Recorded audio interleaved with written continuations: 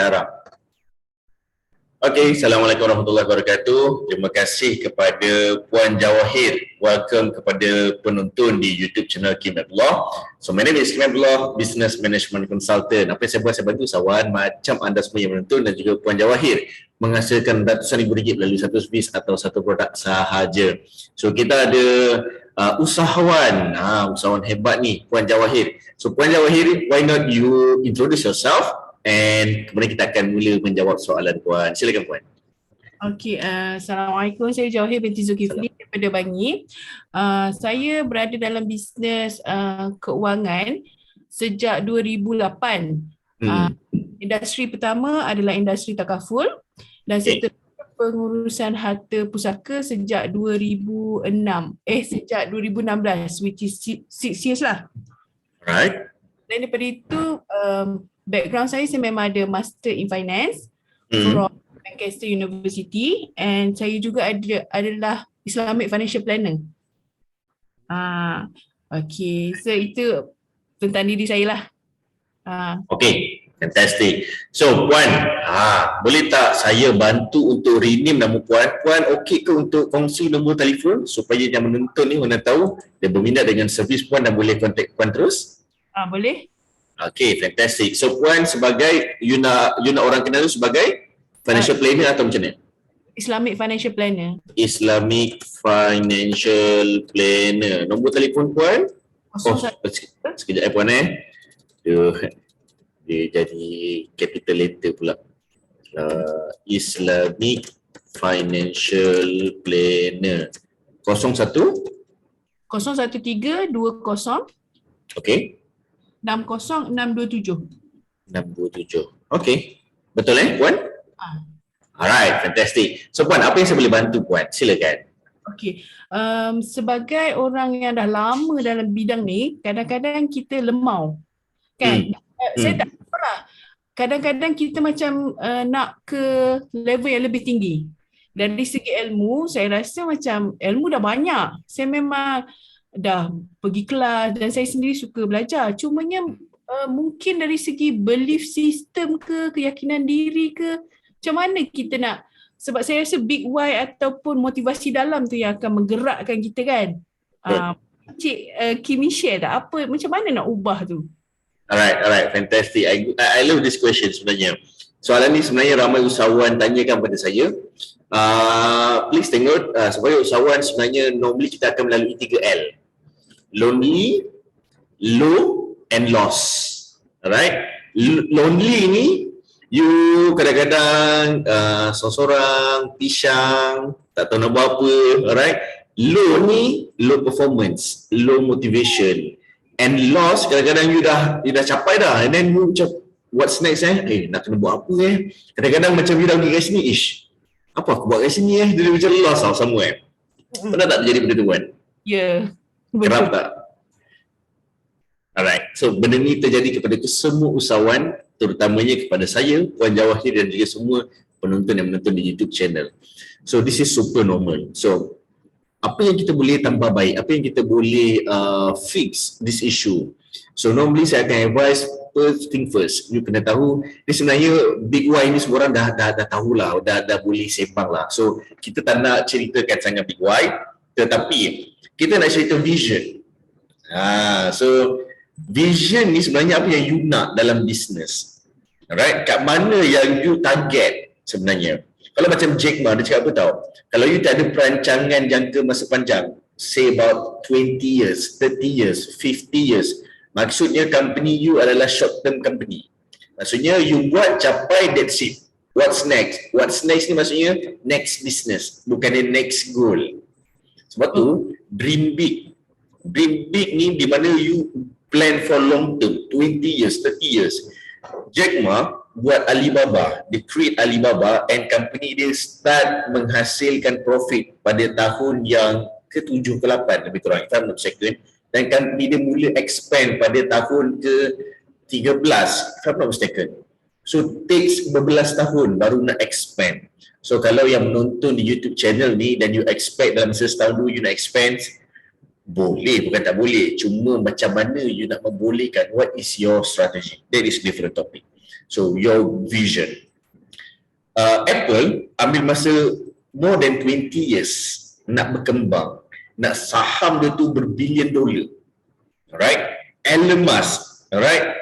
Dia ada clear vision yang membuatkan dia tidur kat office. Dia bekerja lebih 12 jam selama lebih 20 tahun. So kalau you sebagai usahawan, you expect 3 jam, aku usahawan kot, 3 jam cukup lah kerja. Time freedom. Right? Lagi kaya orang tu, lagi dia tak masuk. Yeah. Right? That's the concept. Alright? So kalau you expect you nak time freedom, jangan jadi usahawan. Jadi pekerja. Okay? Sebab pekerja ada waktu berehat. Usahawan normally, dia bukanlah tak ada waktu berehat. Dia ada pilihan bila nak berehat. Itu saja. Okay. Right? Pekerja, dia berehat satu Ahad. Usahawan, dia ada pilihan nak masuk lambat, nak balik awal, tak nak masuk langsung, terpulang pada dia. Tetapi sekali dia buat kerja, susah dia nak berhenti. Itu usahawan. Right, you guys kena faham konsep ni dulu. Sorry? Sebab dia pun suka kerja dia. Yes. That's what we call passion. Alright? So, now, bila you tahu tentang vision ni, what is your long-term vision? Bila you tahu untuk long-term, macam mana set for long-term, what is your expectation? Let's say lah, next 10 years. Kita jangan ambil terlalu jauh, kita ambil next 10 years saja. So, next 10 years, nanti puan draft, you dekat mana? Apa yang you ada next 10 years? Puan nak tahu apa vision company saya untuk next 10 years? Alright. Next 10 years, we do expect kita ada satu sekolah skill set untuk keusahawanan khas kepada anak-anak yatim sahaja. Bagus tu. Ini yang kita nak buat. Alright. Bila cerita anak yatim ni, dia bukan yang anak yatim umur 50 tahun. Right? Itu yatim tu dah keras dah. Okay? Anak yatim berumur bawah 15 tahun. So maksud dia, bila dia kecil-kecil lagi, kita dah ajar dia untuk jadi usahawan. Dah ajar dia macam mana nak jaga duit, nak uruskan cash flow, macam mana nak create idea, macam mana nak communicate, what is your leadership skill. All these skill set yang membuatkan dia ada saya cakap karakter atau kriteria yang tepat untuk jadi usahawan. So esok bila dia dah besar, dia tak mengalami lagi, okay, kenapa aku down, kenapa aku macam lost, kenapa aku low performance, sebab those skill set dia dah develop dari kecil. Dia tak ada isu, dapat sale 2 juta, belanja 1.9 juta. Right? Itu orang kita, oh Alhamdulillah, sale saya hari ni 300,000. Yang dia belanjakan, yang dia reward diri dia adalah 298,000 reward dia. Right? Terus keluar Velfire ketul. Okay? So itu sebab dia tak ada awareness. Bukan dia tak tahu, bukan dia tak ada skill, dia tak ada awareness. So now, what is your next 10 years? So bila dia tahu next 10 years you nak jadi apa, kat situ baru tahu, oh aku nak buka satu sekolah anak yatim khas untuk usahawan. So apa yang diperlukan yang membolehkan sekolah ni mudah dibuka? Oh, you kena ada network macam ni, you kena ada pencapaian macam ni, duit macam ni, orang-orang yang macam ni you akan tahu. Okey, so kita dah tahu lebih kurang dalam 5 perkara yang you perlukan. 5 perkara tersebut adalah yang you nak kena saya cakap you nak kena buat satu group atau buat satu plan. Idea pertama, perkara pertama, perkara kedua, perkara ketiga. So you execute satu persatu. Alright? So bila you dah tahu benda ni, ini yang you kejar. Okay, kita kejar satu dulu. Sampai berjaya, bagi deadline. Perkara pertama ni deadline dia bila. Perkara kedua ni deadline dia bila. Perkara ketiga deadline bila. So nak uruskan satu-satu ni, you akan nampak, okay, perkara pertama, kalau nak buka sekolah anak yatim, ini lebih kurang dalam 30 juta ringgit. Okay. Macam mana dapat 30 juta ringgit? Macam mana nak dapatkan 30 juta ringgit? Okay, cara dapatkan sponsorship, melalui sedekah, melalui ini, baru dapat dalam 2 juta. Itu pun take about 5 years. So macam nak dapat balance? Okay, kita kena buat sesuatu yang boleh melajukan sale tersebut. Okay, we go for online platform and so on and so on. Kita dah try untuk maximize. Kita tahu boleh dapat hanyalah 4.3 juta saja. Okay, that's the cut off. So what's next? Macam mana nak dapatkan lebih? Okay, kita kena buat satu bisnes yang boleh 20% kita masukkan ke tabung ni, supaya dapat support. Okay, those business, kita nak buat business apa? Contohlah, I'm doing, I ada jual produk. So produk ni, Berapa sales dia, I tengok balik costing, okay, sales dia 20% boleh menjana bajet untuk sekolah anak yatim ni. So, akan kira secara detail, okay, kita dah tahu dari segi financial, kita tahu dari segi deadline. Now, siapa yang nak uruskan? Baru you said. This is very simple. Sebenarnya, sorry? Cuma macam bila Encik Kimi bercerita kan, saya nampak masalah saya kat sini tau. Saya sebenarnya tak dream big sebab bila saya pernah kematian suami saya, umur yang muda, jadinya saya memang pentingkan masa lah. Jadi bila saya dah berkahwin semula, saya memang fikir untuk akhirat kan. So saya pun tak tahu saya akan pergi bila. Jadi saya nak pastikan saya tak ambil masa keluarga. Saya memang bekerja untuk bantu orang ramai dengan ilmu saya. Saya nak tenang dan ada masa kualiti dengan keluarga. Jadinya bila katakan macam Encik Kimi kata, apakah cadangan saya lagi 10 tahun?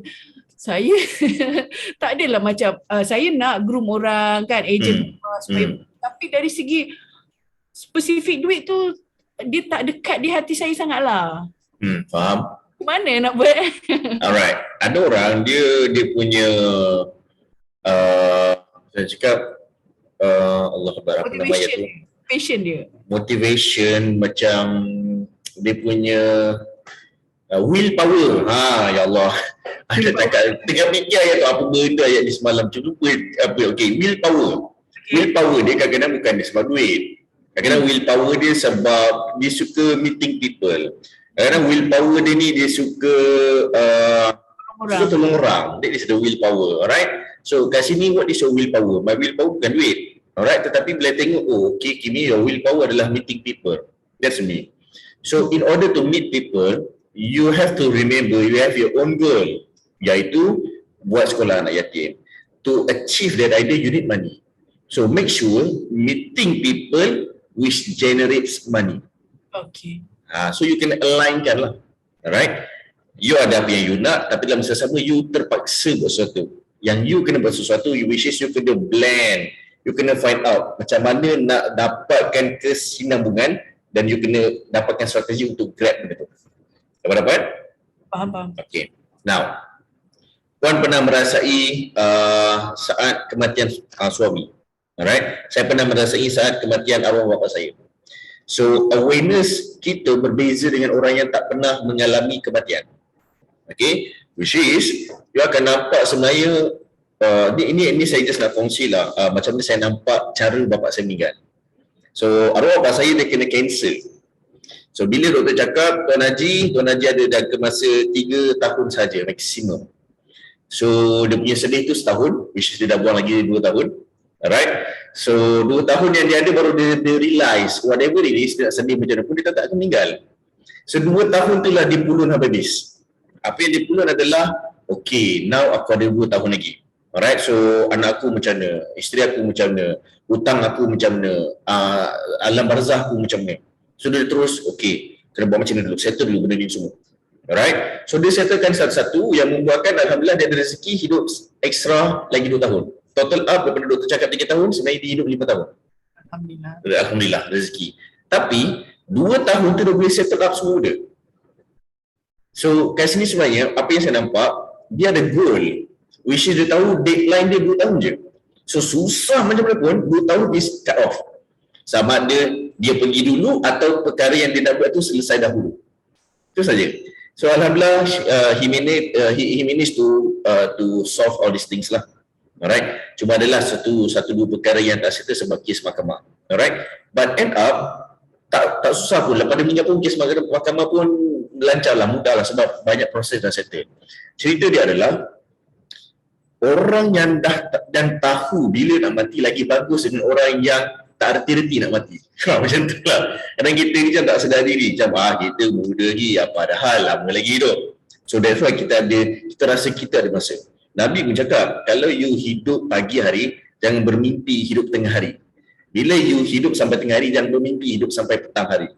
Bila you hidup petang hari, jangan mimpi hidup sampai malam hari. Bila you tidur, jangan mimpi you hidup esok hari. Alright, which is sebenarnya kita out of time. Always. Puan pernah tengok satu movie Mat Saleh yang di mana Tajuk dia adalah time, kalau tak silap, yang dia ada jangka masa kat tangan dia ni. So kalau kita ni macam tu, memang semuanya berlari, tak ada lift, tak ada tangga, semuanya escalator dan lift. Alright, so kita sepatutnya macam tu, kita terkejar-kejar buat sesuatu. Tak bermaksud 24 jam masa kita ada kita boleh santai. Kalau kita bekerja 8 jam sehari dan kerja tu sebenarnya boleh dilakukan dalam tempoh 3 jam, you just rush for 3 hours whereby you relax for 5 hours. That's what we call time freedom. Sebab you tahu, you aware, dan you tahu macam nak buat, dan you execute. Alright, so now ramai orang tak execute sebab dia tak tahu macam mana execute. Ramai orang ada ilmu nak execute tapi dia kadang-kadang dia terlupa nak aware in different perspective. Right? So, apa yang saya nak ceritakan kepada puan semua adalah awareness. Right? Kesedaran. So, bila you dah tahu, you dah sedar benda ni, mungkin you dah pernah sedar tapi mungkin macam tak berapa deep kesedaran tu. So, I don't know sekarang ni deep atau tidak, hopefully yes. And it's now for you to see in different perspective. Which is, manusia ada 4 jenis perspektif. Perspektif pertama adalah worm view, pandangan cacing. Perspektif kedua adalah human view, pandangan manusia. Perspektif ketiga adalah bird view, pandangan burung. Perspektif keempat adalah 360 view. Alright? Keseluruhan. Alright. So 4 jenis perspektif ni. Kalau puan sebagai usahawan, puan patut duduk di pandangan bird view. Which is, you nak buat sesuatu vision. You dah tahu sebelum you bergerak, what is your next 3 to 4 steps. You dah tahu dah. So that bila you tahu 3 ke 4 step ke depan ni apa bakal jadi, you senang nak manage your time. You senang nak manage your cost. You senang nak manage your emotion. Right? Sebab tu you tak stress. Kalau you nak stress, kalau contohlah you nak heartbroken, lah bengangnya lah aku klien ni boleh reject pula offer ni. Sebab you tak duduk dekat bird view. Kalau you duduk dekat bird view, okay, kalau aku offer sekarang aku tahu mesti dia reject lagi 2 hari. Sebab you dah expect benda tu. So bila you ada expectation, you kuranglah heartbroken.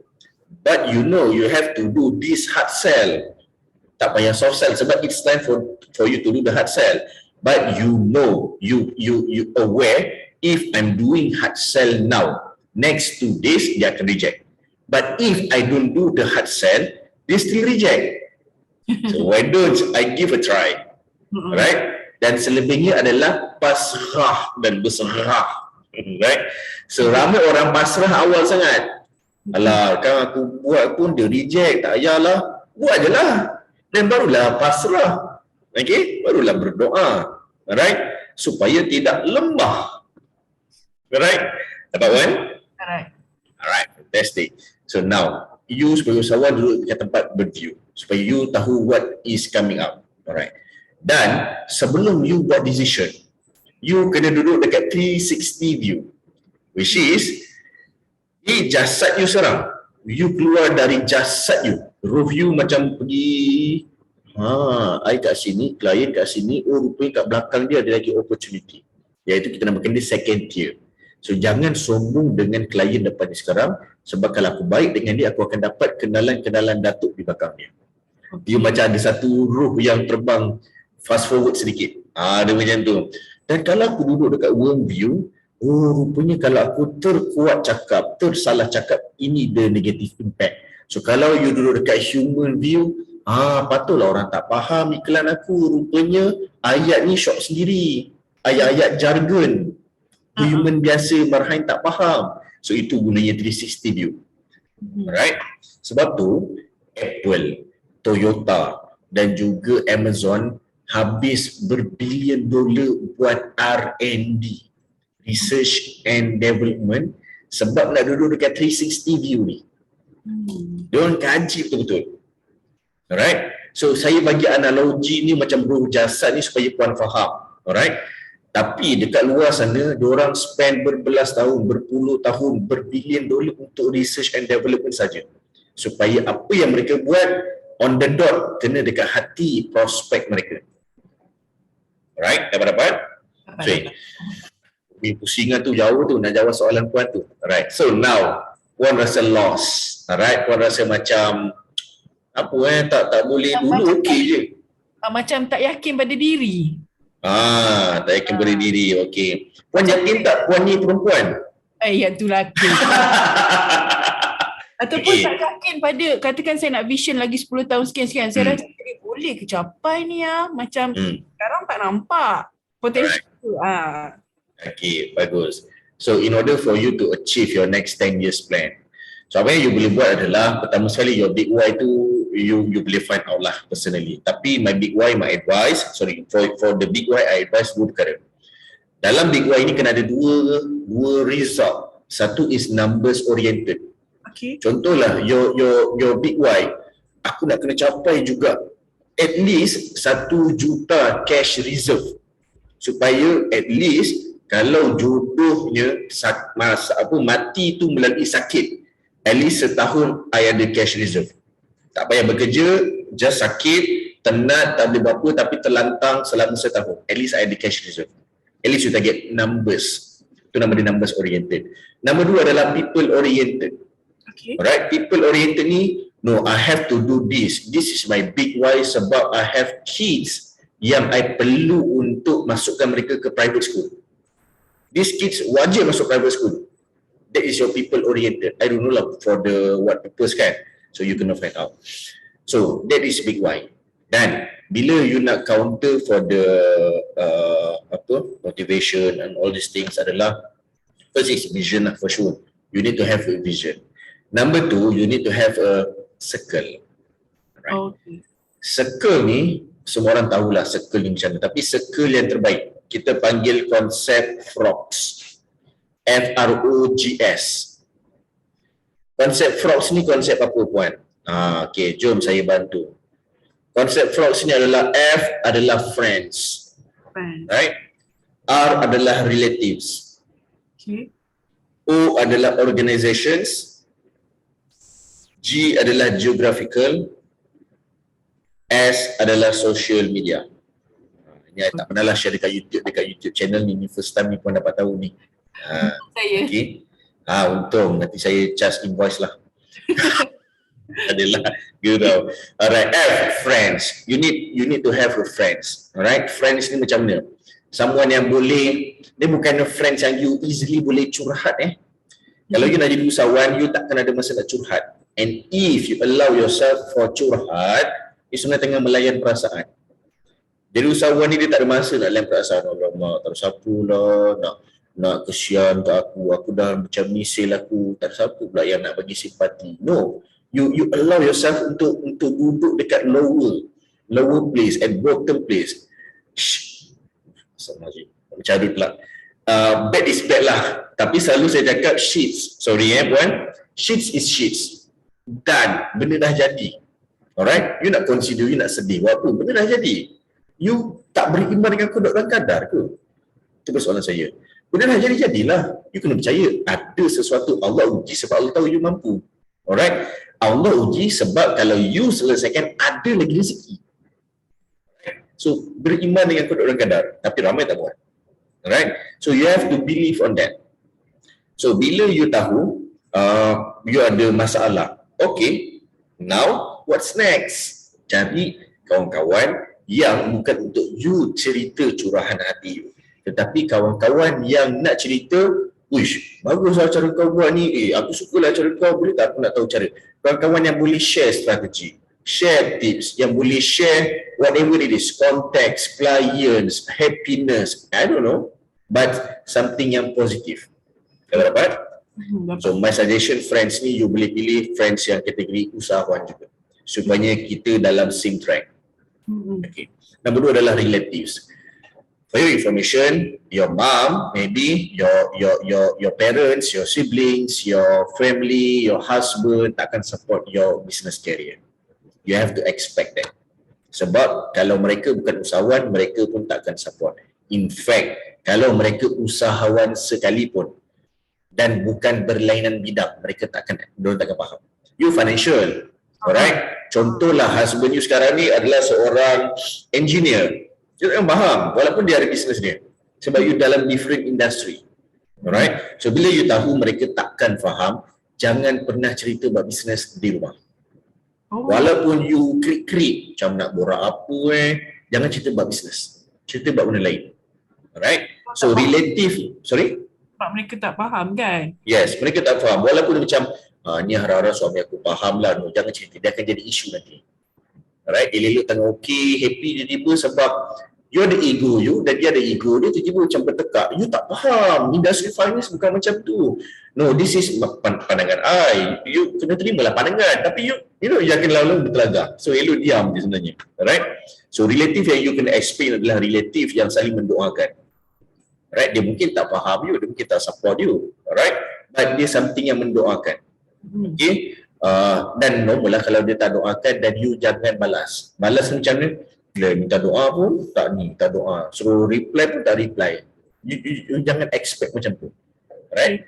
Just ada someone yang akan contohlah bantu you, contohlah macam you usahawan, you akan sibuk, someone yang akan ambilkan anak you ke sekolah ke, atau someone yang akan support you. Contoh macam you sibuk ni tak sempat nak makan, ada yang pergi tolong belikan McD ke, I don't know, you kena find out lah siapa relative tersebut. Nombor 3 adalah organizations.